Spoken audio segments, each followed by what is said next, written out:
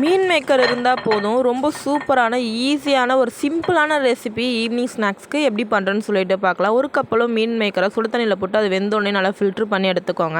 அதே மிக்ஸி ஜாருக்கு மாற்றிட்டு கொஞ்சமாக பல்ஸ் விட்டு இந்த மாதிரி அரைச்சி எடுத்துக்கோங்க. அது கூட வேக வச்ச உருளைக்கிழங்கு ஒரு கப்பளவு சேர்த்துருக்கேன். நல்லா ஸ்மாஷ் பண்ணி சேர்த்துக்கோங்க. குட்டி குட்டியாக கட் பண்ண வெங்காயம், கொத்தமல்லி, ஒரு பச்சை மிளகா கட் பண்ணி சேர்த்துக்கோங்க. அது கூடவே cornflour, garam masala, chilli powder, உப்பு சேர்த்து நல்லா சாஃப்டாக பிசைஞ்சு அப்படியே எடுத்து வச்சுருங்க.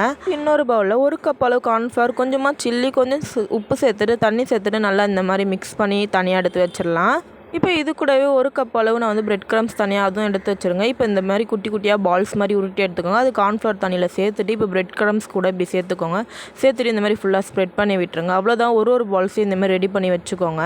இப்போ பேனில் எண்ணெய் நல்லா சூடானோடனே மீடியம் ஃப்ளேமில் வச்சுட்டு ஒன்றா போட்டு இந்த மாதிரி நல்லா கிறிஸ்பியாக வரைக்கும் பொரிச்சு எடுத்துக்கோங்க. அவ்வளோதான், டேஸ்ட்டு வேறு லெவலில் இருந்தது. கண்டிப்பாக நீங்களும் ட்ரை பண்ணி பாருங்கள். எப்படி வருதுன்னு கமெண்ட்டில் சொல்லுங்கள். தேங்க்யூ.